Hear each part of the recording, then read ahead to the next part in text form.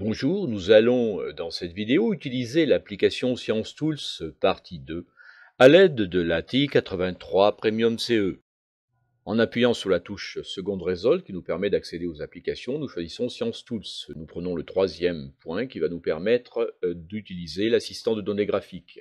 Nous pourrons ainsi visionner et éditer des données, les analyser graphiquement, trouver la fonction la mieux adaptée et enfin effectuer des calculs statistiques simples. Nous appuyons sur l'onglet F1 Data et nous entrons dans la liste L1 une expression qui est x, deux variables x, qui commence à -5, se termine à 5 et dont le pas est 1. Nous collons cette expression dans la liste L1. À partir de cette liste L1, nous effectuons dans la liste L2 le calcul du carré. Nous appuyons sur l'onglet F2 pour visualiser ces données sous la forme d'un nuage de points. La représentation graphique est automatique. Et ensuite, nous pouvons choisir une méthode d'ajustement. Ici, nous choisissons une méthode d'ajustement quadratique.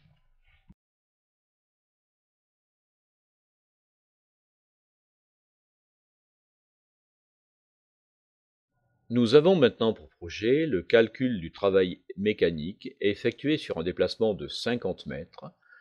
L'intensité de la force qui permet le déplacement d'un chariot est d'une intensité de 15 newtons et fait un angle de 30 degrés par rapport à l'horizontale.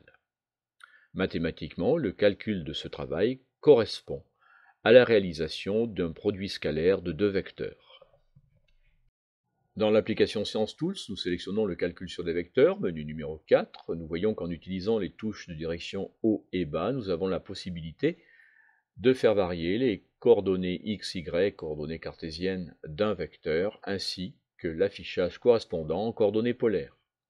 Nous allons définir notre vecteur V1 comme étant l'intensité de la force avec laquelle est tiré le chariot en coordonnées polaires. Nous cliquons donc sur l'onglet F2, Rθ, pour indiquer que le module correspond à 15 newtons, c'est l'intensité de la force, et celle-ci fait un angle de 30 degrés par rapport à l'horizontale.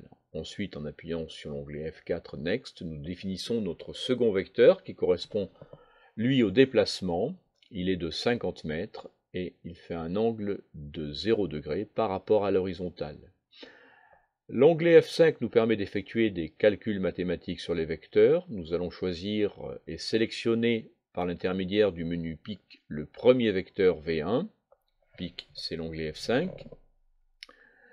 L'opération du produit scalaire, attention, c'est le menu correspondant à la touche F3 et non pas le multiplier. Nous choisissons à l'aide de la touche Next le vecteur V2 et nous validons par entrée. Le travail sera donc de 649,52 joules. Nous vous remercions d'avoir suivi cette vidéo et nous vous disons à une prochaine fois.